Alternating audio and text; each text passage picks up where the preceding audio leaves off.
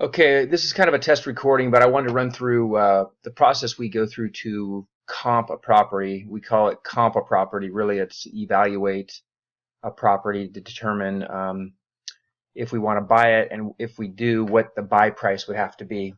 So let me go. I'll just start here with a property. The first thing I'll do typically, I'm just going to use this Fordham Way in Mountain View as an example.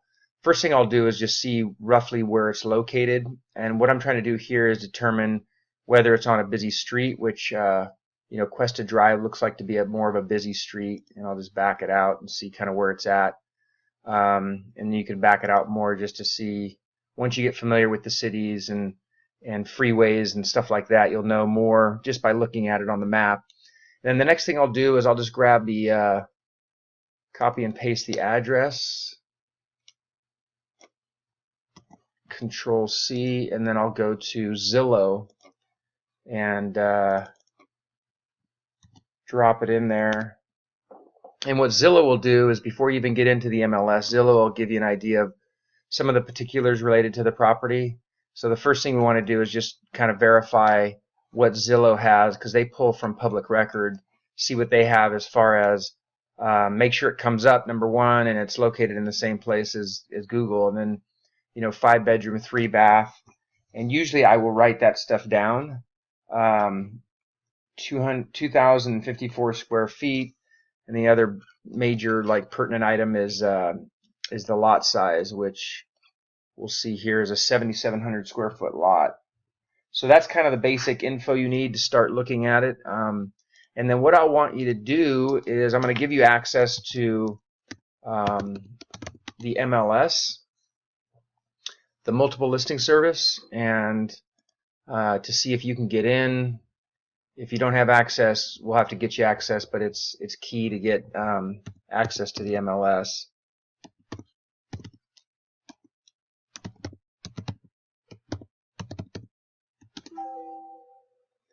So once you get into MLS, you'll need to put the name Chuck Oliver in there, and then this is an assistant account. And the first thing you'll do is go to dashboard, and I'm just going to run through this. Like I said, this is kind of an intro. We'll do residential search, and what I start is just highlighting these 4 items, and then we'll go to close date of 0 to 300 days back.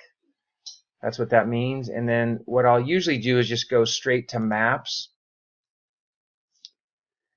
And then once you're in maps, you can just put in the address into here, 1707 Fordham.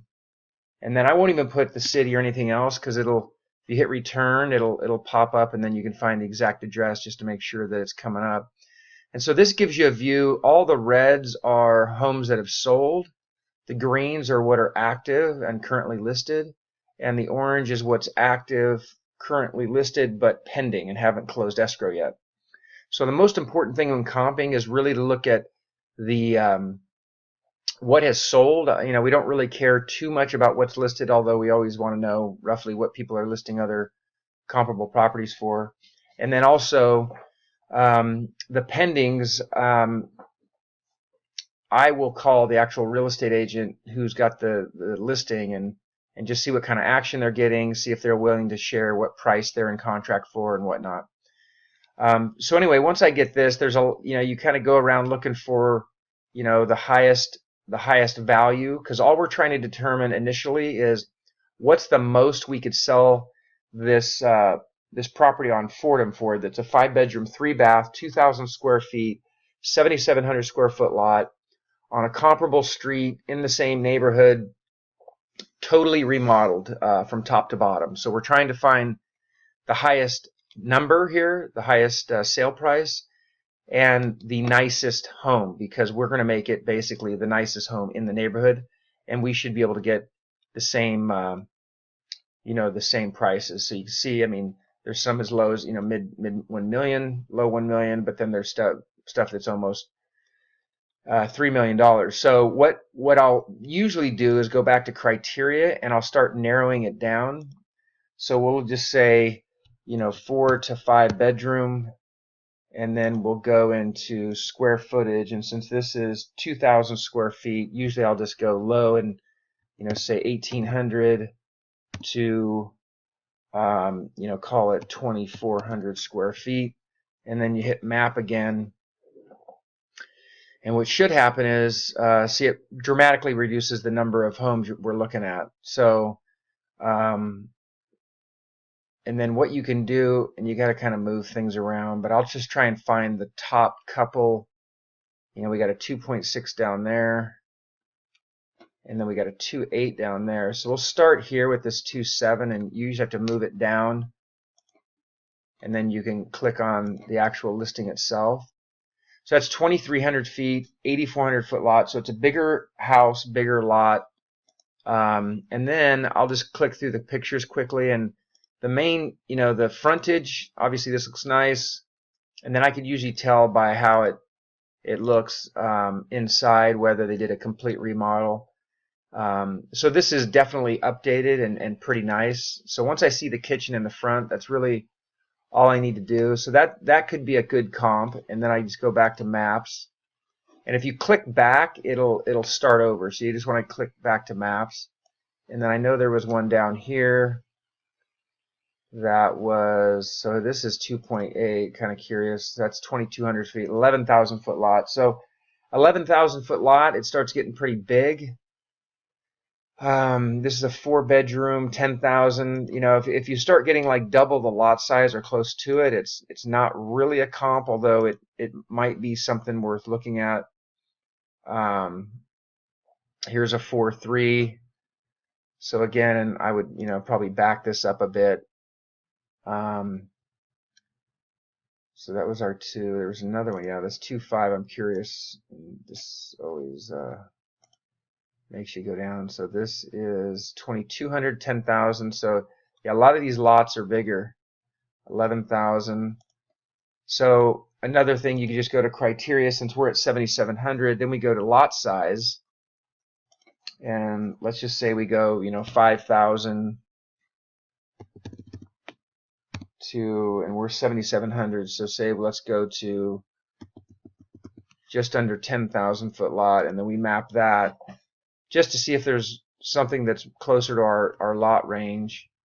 So there's a 2.5, 2.7. So this is that one that's 8,400.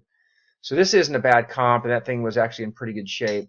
So once you get to this point, and I'll show you the output, but you have to really spend some time and look at the comps. This is really the meat of the comping process.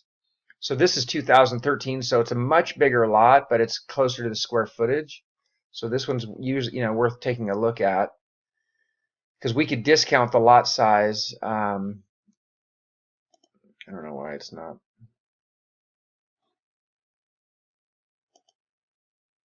Something's going on. It's not letting me go there, but it will work for you. So then I want to show you one other thing that's important. I don't know if this is going to work now. Yeah, so you basically can go in here, and I just clicked on that icon up there, and let's just say we wanted to grab all of these properties. And before I forget, and I'll show you how we typically do the email or the printout of the comp, but it'll include looking at square footage. It'll include confirming it's the same school district as the subject property, and if it's not, we need to identify what school district. But you basically can outline this, and then you come back to this point and click it again, and then you go into results. I'm not sure why it did that. This thing's not really behaving. I think it's because I'm recording. It's bizarre. Yeah, so what you typically will do is once you hit that delete, include in shape, and yeah, once you go to results, it usually will show you, and I'm not sure why this is doing this, but because of recording, but it'll give you all the results of these properties, and you can click the ones that you want to keep in your list, and then I'll show you the output here. So on this particular property, Casey, he did this comp, and so what he does in the email is he'll provide the address. This stands for single family home, built in 1954. It's a 5-bedroom, 3-bath, 2,054 square foot lot, 7,700 square foot. I'm sorry, this is the house, this is the lot, 7,700 square foot lot. The person who provided us the lead is this Dan Noble. It's been on the market for 41 days. If it's an off-market property, meaning it's not on the MLS, you want to show that. And then it's listed for 1.7. And so what Casey did, and he basically went through, and this will be the, really I just want you to find the comps, and then we can do some of this math. But once you get comfortable finding the comparable properties, what this means here is he's saying that this property after remodel will sell for 2.55, and he's saying it's going to cost us $225,000 to remodel it, and then this is what the buy price should be, and it's going to take us 5 months.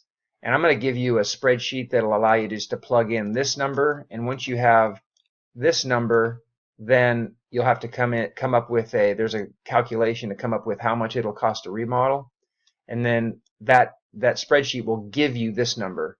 And so we always want to identify what's the most we could sell it for, and then we end up kind of backing into what we think we need to buy it for. But this is the link I was trying to get. Once you do that, you circle, or whatever, you identify those properties that are comps, then you send an email to yourself, and that link will bring you to this MLS thing. And what's nice is once I get this email from Casey with the comps, I can look through these comps and kind of see, he puts, if it's been remodeled or not, and if it's in average condition or nice condition.